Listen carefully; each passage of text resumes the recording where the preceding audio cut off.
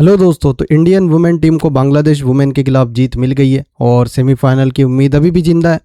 5 wicket से हरा दिया है बांग्लादेश को। कैसे हुआ मैच, क्या थी कमजोरी, क्या थी वीकनेस और किस तरह से आखिरकार भारत को जीत मिली, वहीं पर बात करेंगे साउथ अफ्रीका वुमेन टीम की भी। क्योंकि एक तरफ जहां भारत ने जीत हासिल की 5 विकेट से, वहीं साउथ अफ्रीका वुमेन टीम ने नीदरलैंड को बहुत बड़े अंतर से हराया, 88 रन से हरा दिया। और सेमीफाइनल की होप साउथ अफ्रीका ने भी जिंदा रखी है। दोनों अलग अलग टीमों से मुकाबला खेल रही है, लेकिन ऐसा लग रहा है कि इंडिया वर्सेस साउथ अफ्रीका की सेमीफाइनल की रेस काफ़ी ज़्यादा क्लोज जाने वाली है। एक मैच अब भारत का बचा ऑस्ट्रेलिया के खिलाफ, वहीं साउथ अफ्रीका का भी एक मुकाबला बचा है। तो जानेंगे आगे कि कैसे दोनों टीमें सेमीफाइनल के लिए कांटेदार मुकाबले में आगे चल रही है, कौन सी टीम फिलहाल आगे है, सब कुछ डिटेल में बात करेंगे। उससे पहले आप लोगों से रिक्वेस्ट है, पहली बार जुड़े हो चैनल पर तो चैनल को लाइक, शेयर और सब्सक्राइब जरूर कर लेना। तो दोस्तों, पहले तो इंडिया वाले मैच का रिकैप बता देता हूँ। इंडिया ने कल टॉस हारा और बांग्लादेश टॉस जीतकर पहले बैटिंग करने का फैसला की। बांग्लादेश की पहली बैटिंग आई, शुरुआत खराब रही, लेकिन जौहरिया फिरदौस, सुबना मुस्तरी, नाइजर सुल्ताना के कंट्रीब्यूशंस की बदौलत कहीं ना कहीं बांग्लादेश 136 की स्कोर पर पहुंची। जैसा कि मैंने मैच प्रीव्यू में बताया था आप लोगों को कि राधा यादव का परफॉर्मेंस हमेशा से बांग्लादेश के खिलाफ अच्छा रहता है। कल राधा यादव को मौका मिला और उन्होंने 3 विकेट्स हासिल किए। तेज चरीनी ने 2 विकेट हासिल किए, जो कि इस टूर्नामेंट में लगातार विकेट्स ले रही हैं। बहुत अच्छी गेंदबाजी श्री चरनी की तरफ से हुई, राधा यादव की तरफ से हुई और एक एक विकेट नंदिनी शर्मा और रेणुका सिंह ठाकुर को मिला। कुल मिलाकर भारत ने रोक दिया 136 के स्कोर पर बांग्लादेश को। जवाब में भारत की शुरुआत खराब रही। स्मृति मंदना सिर्फ 8 रन पर आउट हो गई, लेकिन उसके बाद यस्तिका भाटिया को कल 3 नंबर पर मौका मिला। यस्तिका भाटिया और शेफाली वर्मा ने मिलकर मिडिल ओवर्स में अच्छा खासा रन बटोरा और तेज गति से इनिंग्स खेली, जिसकी बदौलत एंड में जेमिमा के 26 रन भारत ने 5 विकेट से जीत हासिल कर ली। लेकिन इस जीत में रितु मोनी का बांग्लादेश की तरफ से 2 विकेट लिया गया। बाकी इस जीत में भारत को जीत तो मिली, लेकिन जो तरीके से जीत मिली है वो थोड़ा सा सवाल खड़े कर रहा है भारत के टैलेंट के ऊपर या फिर भारत के सेमीफाइनल में पहुंचने की उम्मीदों के ऊपर। क्योंकि देखो, 5 विकेट से जीत हासिल हुई और बड़ा डिफरेंस हो सकता था, क्योंकि बांग्लादेश वुमेन टीम उतनी मजबूत टीम नहीं है।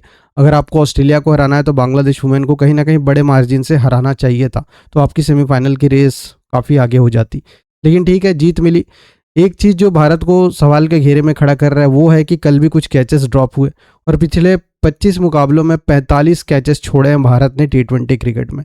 ये अब तक का सबसे खराब रिकॉर्ड है। सभी टीमों का बता रहा हूँ मैं, सभी टीमों में भारत का ये सबसे खराब रिकॉर्ड है कैचेस के मामले में। तो कहीं ना कहीं ये सारी चीज़ें भारत रिस्पॉन्सिबल है हारने का या फिर इतने क्लोज मैचेस जाने का। उसके बाद एक और जो कमजोरी निकल कर आ रही है भारत की, वो आ रही है कि एक बार फिर भारत की स्पिन डिपार्टमेंट को पूरा लोड लेके चलना पड़ रहा है। कल भी देखो, अब राधा यादव को 3 विकेट्स मिले, 2 विकेट मिले श्री चरनी को। तो दोनों स्पिनर्स से पेस बॉलर क्या कर रहे हैं, आखिरकार पेस बॉलर्स को हो क्या जा रहा है।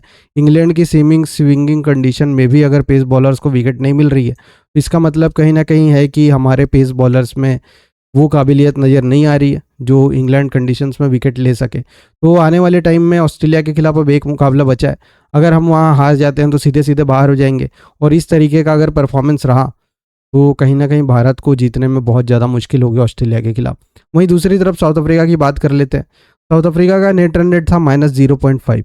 कल उन्होंने नीदरलैंड को 88 रन से हराया, बहुत बड़े डिफरेंस से हराया, और इस डिफरेंस से हराने की वजह से उनका नेट रन रेट अब पहुंच गया है +0.7, यानी कुल मिलाकर +1.2 का रन रेट का बढ़ोतरी हुआ है उनके ओवरऑल रिकॉर्ड में। तो अब आप समझ सकते हो, भारत अभी जीत के कल जो जीत मिली है उसके बाद 2.2 रन रेट के साथ दूसरे पोजीशन पे, साउथ अफ्रीका 0.7 रन रेट के साथ तीसरे पोजीशन पे।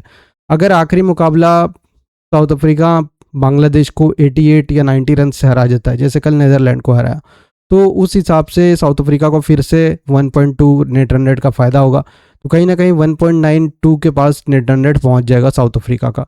लेकिन वहीं अगर भारत ऑस्ट्रेलिया को सिर्फ हरा देता है, क्योंकि बहुत बड़े अंतर से भारत हरा देगा इसकी पॉसिबिलिटी कम है, तो सिर्फ हरा देता है, काफ़ी क्लोज मैच हरा देता है, तो इंडिया का नेट रन रेट कहीं ना कहीं थोड़ा सा नीचे आएगा, +1.9 या 2 के समथिंग अराउंड रहेगा।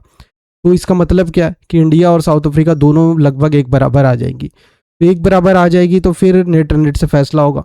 दोनों टीमें 4 मुकाबले में 3-3 मुकाबले जीती है और 6 पॉइंट्स पर है। वहीं अगर ऑस्ट्रेलिया आखिरी मैच हार जाती है तो उसके भी 5 मुकाबलों में 4 ही जीत रहेंगे। तो कहीं ना कहीं तीनों टीमें आ जाएंगी बराबर पॉइंट्स पे।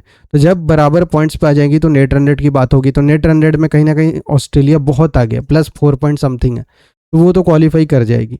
लेकिन इंडिया और साउथ अफ्रीका में बहुत ज़्यादा क्लोज एनकाउंटर होने वाला है। आपस में नहीं होगा, आपस में तो इंडिया हार चुकी है, लेकिन इतना ज़रूर है कि नेट रन रेट के भरोसे काफ़ी क्लोज होने वाला है। कौन जाएगा दूसरी टीम के तौर पे सेमीफाइनल में, पहले तो ऑस्ट्रेलिया को हराना पड़ेगा, उसके बाद की बात है। तो देखते हैं आखिरी मैच में इंडिया क्या कर सकती है। एक और चीज़ आपको बताना चाहूँगा जो इंटरेस्टिंग है, थोड़ा सा आप कह सकते हो कि लक के भरोसे।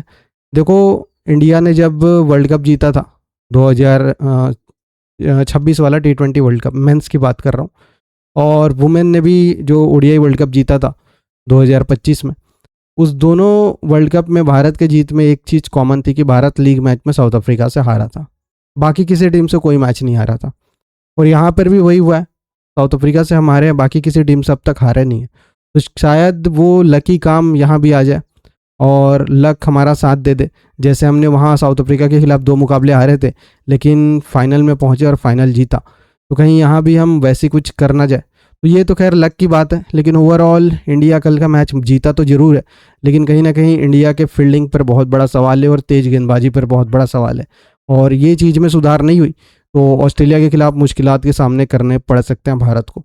ये मैच रिकैप था India women versus Bangladesh women का। और भी अपडेट्स के लिए चैनल को लाइक शेयर सब्सक्राइब कर लें।